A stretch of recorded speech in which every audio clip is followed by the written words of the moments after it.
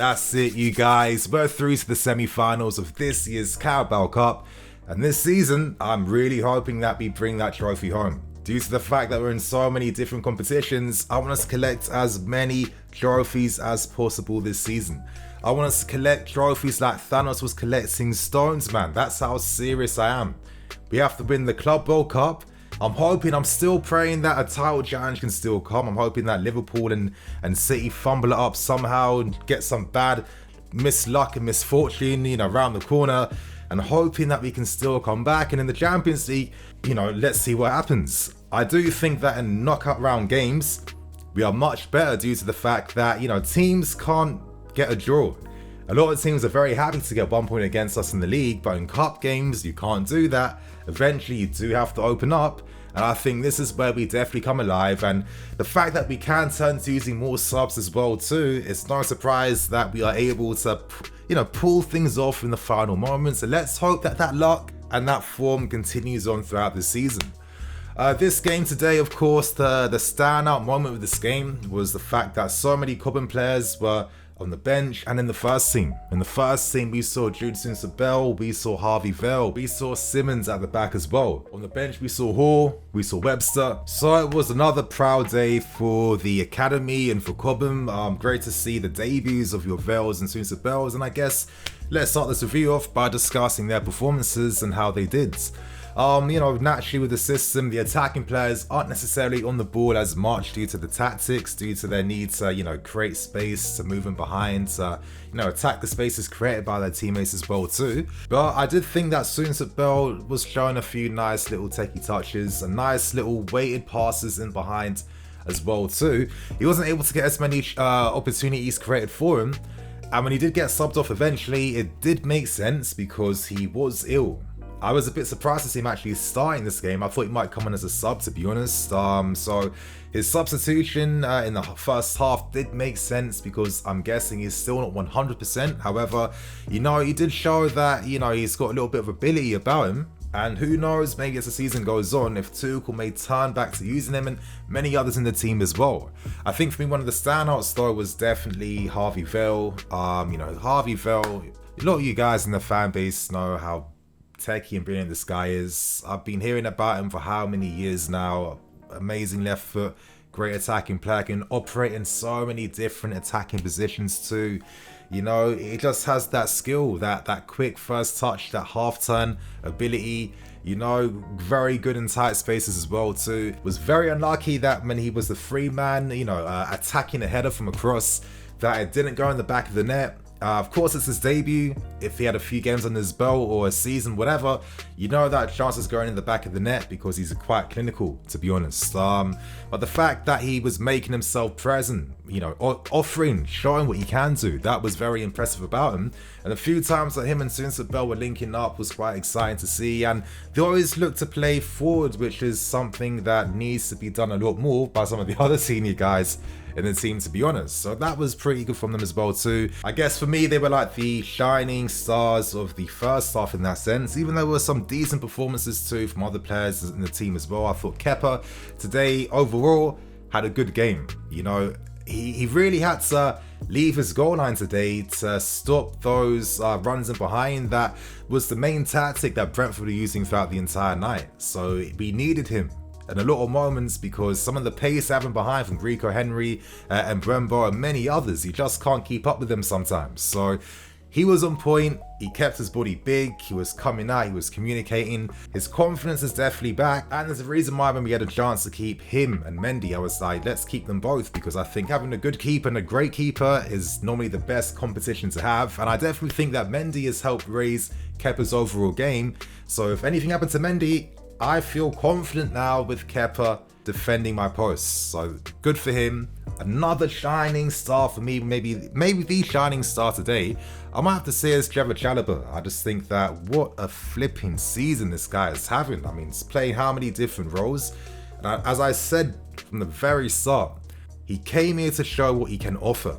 He's not just playing to fill a role to make the manager happy and make the manager's life not as stressful. He's showing the manager, look at my passing, look at how I defend, look how I'm reading positions, look at my positioning, look at my recovery pace, look how I'm look at what I'm doing, Tuchel, and it's no surprise that Tuchel can't take his eyes off him. I tweeted this, but for me, this guy will be in the Chelsea squad for years to come.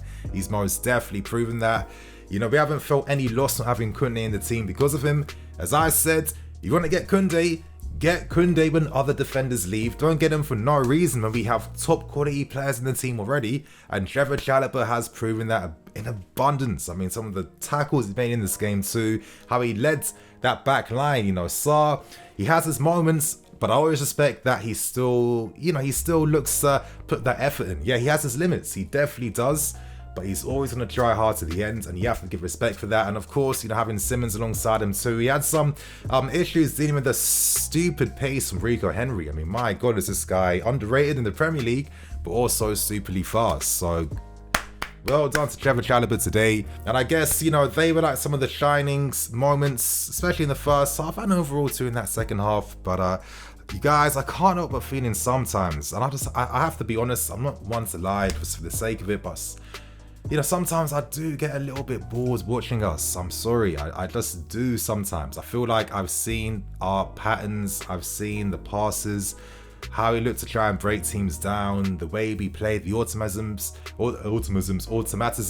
time and time again.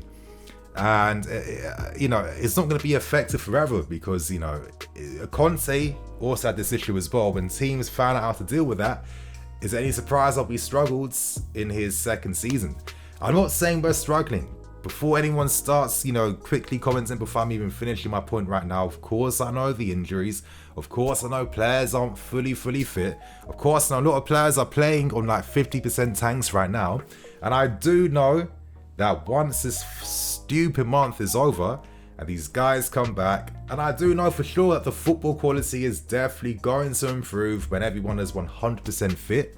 But it still doesn't shake away the fact that some of the, you know, repetitions, they are there, and they definitely come on show when we are playing against teams that are defending deep, sitting back and just playing like that and trying to play long balls in behind to catch us out. But, you know, I'm still so positive that this will improve when those things I discussed do come back as well too. So, of course, second half comes, subs come on.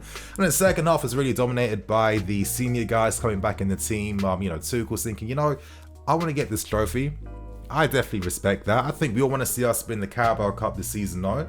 So, of course, your Mounts, your Jameses, and your N'Golo Kantés, they're the main guys I want to discuss who came on, you know. And Pulisic as well, I can't forget. You know, I thought James, Pulisic, and Kanté definitely had a very good impact. Kanté in particular, I mean, how is this guy just playing like this, man? He's not even fully fit.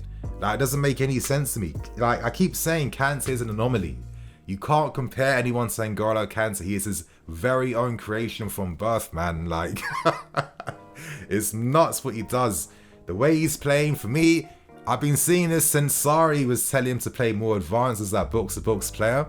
And I think that's when he definitely was expressing himself more. And ever since then, he's always shown that techie ability, you know, his close control, low center of gravity, dribbling passes, man. Very comfortable in tight areas as well, too. So, yeah, this is the Kanté I've been known. So the fact that he can still perform like this on a tank like that, wow. We can never let this guy ever leave. And I'm happy that he's our second highest paid player in the entire squads. Well, he played that pass into Reece James, who of course forced our own goal that we desperately needed in the 80th minute because we didn't look like we were creating too many opportunities at all, to be honest. So that definitely changed the game in our favour. When you get the first goal, that changes everything. And of course, not long after that, the second goal comes. Good pass into Pulisic, who forced that penalty situation, gets fouled by that keeper, and of course Jorginho, the ever-reliable Jorginho, you know, is definitely burying a penalty like that, and that's essentially how we go through to the next rounds. Yeah, you know, it wasn't the most entertaining game. At the same time, I've got the perspective, understanding why it's not, you know, I'm not like mad or nothing like that, but at the same time, you know, even though you can understand and respect things, you know, I don't think we're just like, you know, black or white beans. Everything's kind of grey, no? I'd say like, you know, like 50% of me is happy with the win, of course, you know, like maybe 30% of me is understanding of the context, and 20% of me can still feel a bit bored by what I saw as well today too. So you guys, on that note, I'm going to wrap things up, keep things moving. I'm Nini FC, this is Blue Lions TV. catch you guys later with some more videos. Cool.